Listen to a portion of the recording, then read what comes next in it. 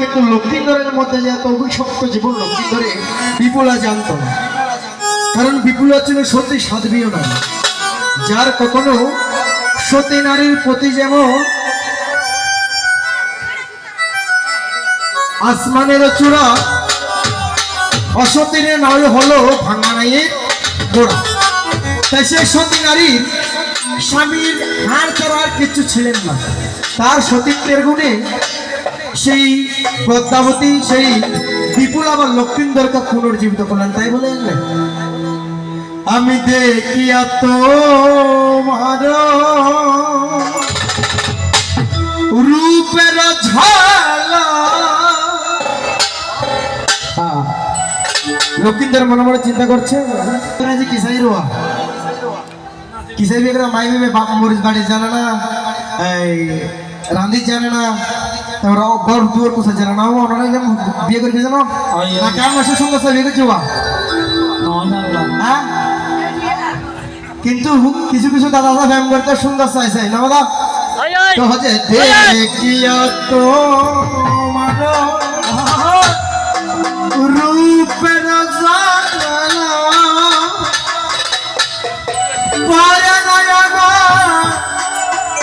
চোখে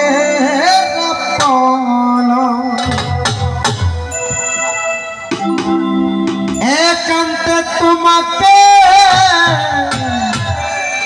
পাইতে কাছে আমার বাসনা জাগে। কেন এ তোমায়া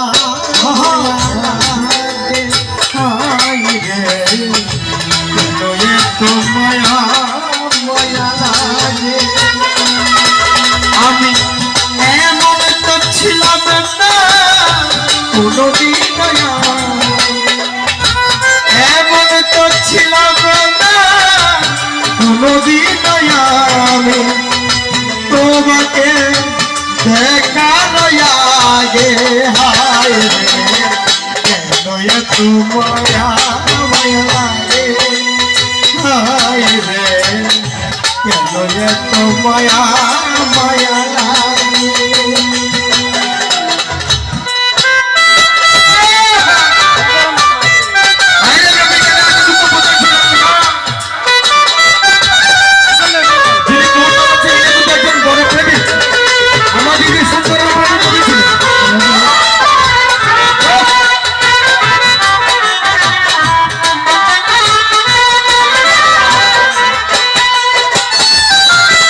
আমার আরো নিদ্রা লই না মনে, ভালো লাগে না কিছু একা জীবনে।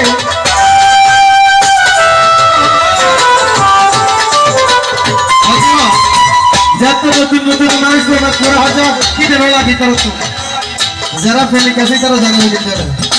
আর কান্দা কিন্তু তোমাদের তারা তো পুজো লাগে খুব নয় রেখে তিনটা দেখতে হতো মোবাইলের ভিতরে খাওয়ানো কথা হচ্ছে।